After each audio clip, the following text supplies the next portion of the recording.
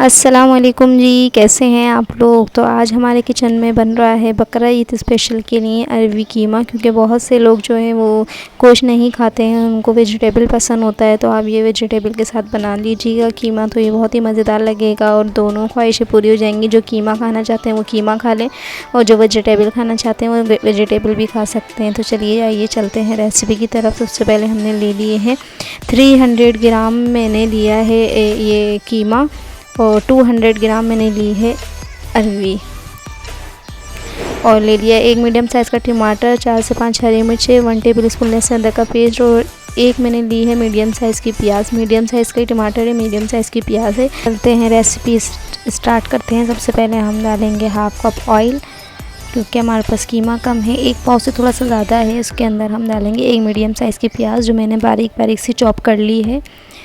ये हम फ्राई करेंगे सॉफ़्ट होने तक। ये देखिए सॉफ़्ट होना स्टार्ट हो गई है हमारी प्याज। इसके बाद हम इसमें ऐड कर देंगे अपना कीमा हमने लिया है 300 ग्राम, एक पाव से थोड़ा सा ज़्यादा है। और अरवी हमने ली है 200 ग्राम। ली तो मैंने आधा किलो थी, लेकिन वो ख़राब निकल गई तो वो 200 ग्राम रह गई है। ये देखिए प्याज हमारी सॉफ़्ट हो गई है। इसके बाद हम ऐड कर देंगे इसमें अपना कीमा। बहुत ही हाथ का कीमा है, बहुत ही मज़े का।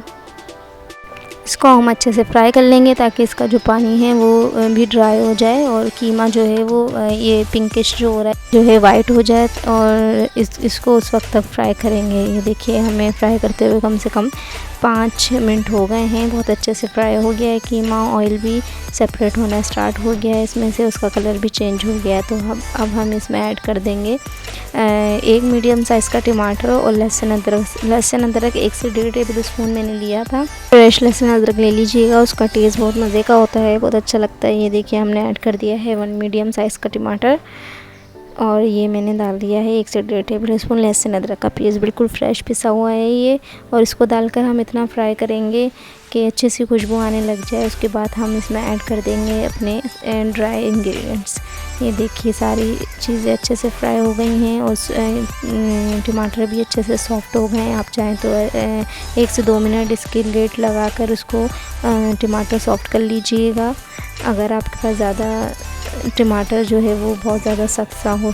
ये देखिए अब हम इसमें ऐड कर देंगे मिक्स गरम मसाला। उसके अंदर 1/2 टीस्पून मैंने ज़ीरा लिया है, बाकी सारी चीज़ें मिक्स थोड़ी थोड़ी सी ले लीजिएगा। मिक्स गरम मसाला ऐड करने के बाद हम इसमें ऐड कर देंगे हल्दी 1 टीस्पून।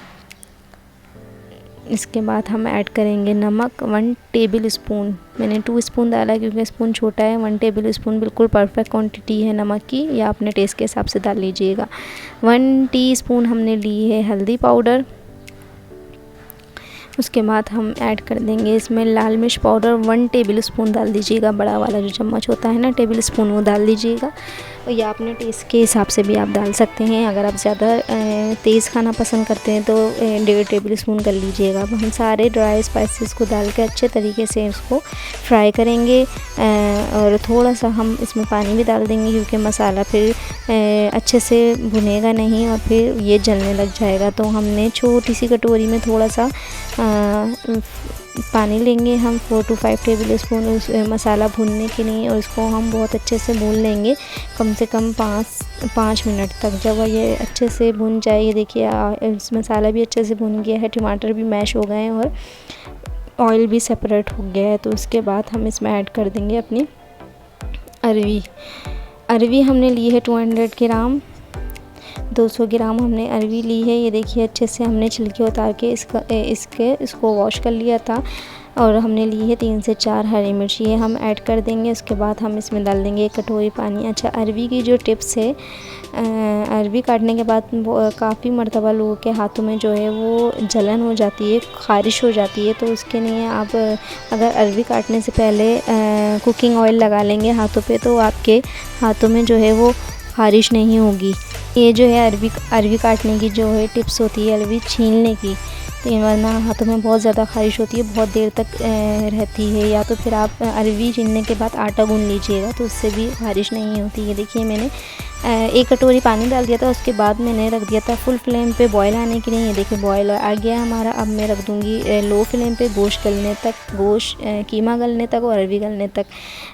15 से 20 मिनट लगे थे। ये देखिए हमारी अरवी जो है बिल्कुल डन हो गई है। इतने में हमारा कीमा भी डन हो गया। दोनों चीज़ें एक ही टाइम में गल जाती हैं और बहुत ही मज़ेदार सा इसका टेस्ट आ जाता है। बिल्कुल परफेक्ट क्वांटिटी है हर चीज़ की। अब हम इसे कर लेंगे डिश आउट। ये हमारा डिश जो है वो बिल्कुल रेडी है।